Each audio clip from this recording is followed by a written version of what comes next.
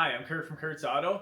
I hope everybody had a great Memorial Day. It's 2 weeks before the start of the Hot Rod Power Tour, and I wanted to go ahead and get some more shirts for my Route 66 trips this year. So I went into the Kurt's Auto store on my YouTube channel, and I ordered some more shirts. This one fits a little tight. It's actually a large. Normally I would wear a large shirt, but I would say that they're sized a little small. So I went ahead and I ordered some extra larges just to see the difference. And they came in today. So this is just the Hot Rod Power Tour logo rather than the Ultimate Road Trip. Yeah, I think I'm gonna like this looser fit. I'll have to try them on. Yeah, so I threw the shirt on and I actually definitely like the looser fit of the extra large. The larges just did seem a little bit tighter than I'd like. I went ahead and I laid out the other ones that I got, so I'll show you all the other designs I have. Well, here's a quick look at the other shirts that I purchased. I'm really happy with them. They only took 6 days to be printed and shipped to me. So I'm all set for the Power Tour.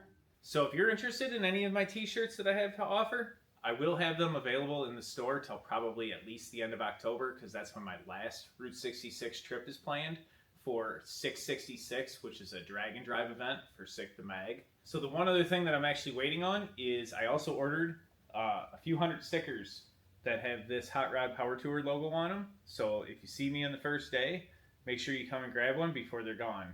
I'm so excited for this year's Hot Rod Power Tour. Cruising Route 66 with all of the friends I've made over the years of going long hauling, as well as all the new people that, if any indication with how fast the tickets sold out and all the messages on the Facebook pages, there's going to be a lot of new people that this is going to be their first Power Tour. So there's definitely be a ton of cars. And as somebody who's been on several Power Tours, I thought I'd give you a little bit of kind of a heads up of what to expect. Well, realistically, you put 10,000 cars anywhere, and it's going to be traffic. So the most important thing about the Hot Rod Power Tour is the hot.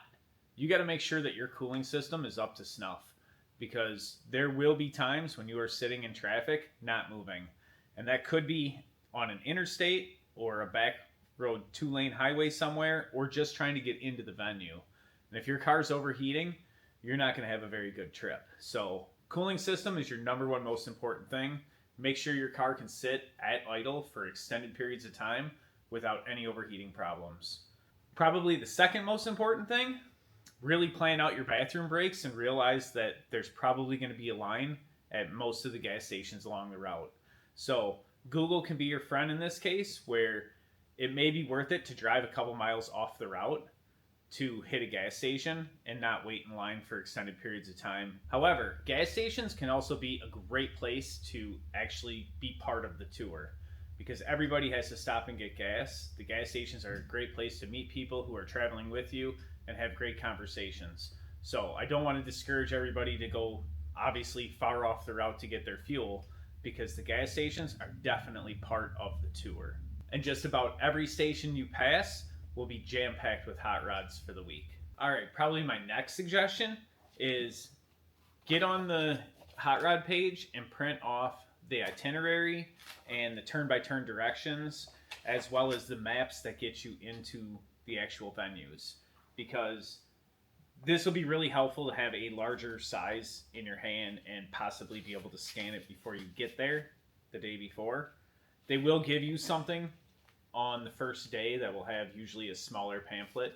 I always just like to have them printed out, as it's good to have a copy of the turn-by-turn directions. Now, the other thing with the turn-by-turn directions, even though you have them programmed into Google, because there's going to be so much traffic, Google's going to want to try and reroute you, and you're going to have to pay attention to that. If traffic becomes a standstill, the first thing the GPS is going to do is try to throw you on an alternate route to get to the same checkpoint, in which case you may not know it, and all of a sudden you're following a couple other cars that their GPS told them to turn, and you guys are completely off route. That's not a big deal. You can take whatever route you want to get there, but if you're actually trying to stay on the route, you really probably have to follow the directions a little bit closer than you normally would have to on an average day, just because of the high traffic volume that normally wouldn't be in this area. As far as the maps to get you into the venues, these are great depending on what tickets you have, because it shows you whether or not you have a gold and platinum entrance or just a main entrance into the general parking area. Again, they will give you a pamphlet that has all this stuff in there, usually on the first day, but I always like to just print it all off and have it for me. So I'll go through and I'll see if I can put a link in the description that'll take you to these. The other thing they did for us this year is they came up with points of interest. Now, I did a little bit of Route 66 a couple months ago on a Wednesday when everything was closed and there was no traffic. And I have to say the length of time it took me to go from Bloomington to Springfield, I'm not sure. And that was just stopping and taking random pictures on the side of the road and not going into any of the shops because they were pretty much all closed on that Wednesday. There's not going to be that much time to hit these points of interest if you're actually going to make it to the venue and you want to do any of the drag racing or autocross. If you don't mind showing up at the last minute just to get your card punched and that's all you care about, there's definitely a ton of points of interest this year that they added to the route. So you could probably go through and pick out maybe one or two. But if you do want to do these points of interest, my suggestion is get out there first and maybe get up early and do it, because there's probably going to be a line at everything you want to do because it's probably the same thing that everybody else wants to do. And then when it comes to the itinerary, I like to print this off just so you have an idea of what time things are happening. So it'll go through and it'll tell you on Sunday when the early check-in is. And on day one, it's basically a 9 to 5 event for everything that's going on. But it also goes in here, and if you are a gold member, you do have a one-time lunch once during the week. As a gold member for the last 4 or 5 years, I think I've made it to one of the lunches on time without all the food being gone. It's twice. I think 2 times. Once we got there at the very last second, and the other time we made it with enough time to eat. Well, the Power Tour lunch is officially over. Well, everybody except for Tasha.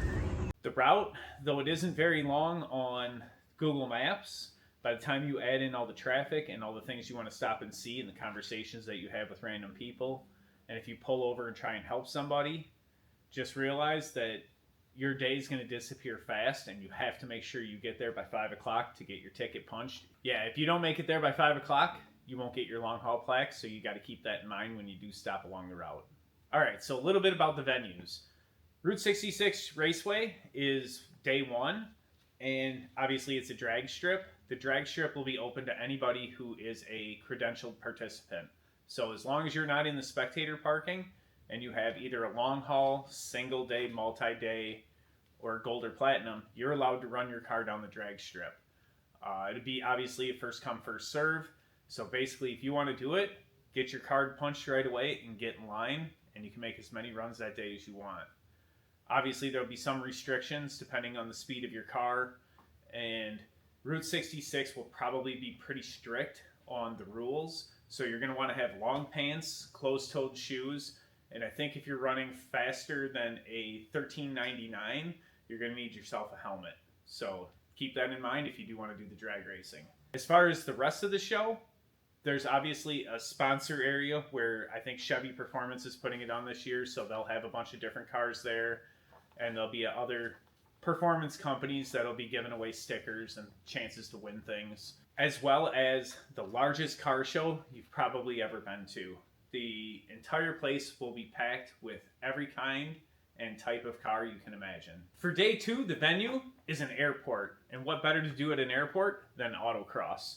So Hot Rod Power Tour has an autocross set up somewhere on this airport for anyone, again, who isn't a spectator and actually has credentials to be in the show. The autocross will be open to you. Again, there's rules there where you definitely need a helmet, and I'm not sure exactly what all the rules are. I know they're available on the website from Hot Rod. But this is the day that we actually have the gold lunch. So if you are a gold member, you got to make sure you get there before 3 o'clock to get your lunch, because they will take all the food and throw it in the garbage if you're there at 3:02. Trust me, I know. That's happened. Which then brings us to day 3, St. Louis. This track I've actually been to a couple times, and not only do we get to drag race at this track, but they actually have autocross for us also. So this will be a super eventful day. Kind of the same deal. You got your gold and platinum parking, which is going to be pretty close to the centralized area where the main stage is at, and then the entire racetrack is just going to be jam-packed with cars. Which then brings us to our day 4 venue, which day 4 is going to be a little bit difficult for a lot of people. If you aren't a Gold and Platinum member, you could be parked anywhere all across the city, and apparently they want you to take a train ride or a tram ride in order to get to where you got to punch your ticket at. One of the problems with doing a Route 66 Power Tour is venues. There's not that many venues that can contain as many people that'll be on this trip, and Missouri State University is a good example of that. The parking lots are scattered all throughout the city, so yeah, this day is probably not going to be the best car show. However, the entire university is going to be our car show, so that should definitely be an interesting one. For the last day's venue, it brings us to Tulsa Raceway Park. I've never actually been to this drag strip, and I'm pretty excited to be able to do it. I have a few things that I want to check off my list on the last day. Obviously, one is getting our long hauler plaque. The second is to make sure I make it down this drag strip with my car. And the third is they have the long haul Power Tour bus that they have all stickered up, and they usually have it set up so you can get photographs with your car there. And Hot Rod likes to take pictures of all the cars, and they put a big spread together. So I want to make sure I get that picture at 2 o'clock, and then I actually have to leave, which most people on the last day pretty much check in, get their plaques, and then head out. It usually ends up that way. I know there's a large group of people that do stick around, but a lot of people have a long drive ahead of them back, and typically that's what happens. Personally, I have to make it back to Byron, Illinois by Sunday morning for the start of Sick Summer, which is a drag and drive event with Sick the Mag, to go hang out with people like Cletus McFarlane, Tom Bailey, Steve Morris, as well as Alex Taylor, and all of those types of people. Basically, the fastest street-driven race cars in the country get to come to the Midwest through my area of the country. And not only am I doing Power Tour, but I'm also in the Sick Ward and the Spit and Shine for this year's Sick Summer. So I have an awesome June plan, and I can't wait to bring you guys some great footage of the entire 2-week adventure. Thanks for watching. Make sure you hit that subscribe button. And if you would, and you plan on coming to Power Tour, throw a comment down below and let me know where you're coming from, and I'll be on the lookout for you. And don't forget, make sure you stop by and see me, because I will have some Route 66 stickers that I have made for this year's Power Tour.